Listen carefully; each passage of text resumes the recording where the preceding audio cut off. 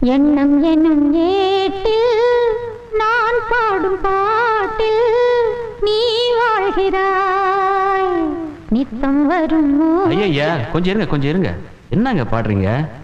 அப்படி இல்ல, நான் பாடுறேன் பாருங்க. வைகை நதி ஓரம் பொன்மாலை நேரம் காத்தாடுது, கல்வடியும் பூக்கள் காத்தோடு சே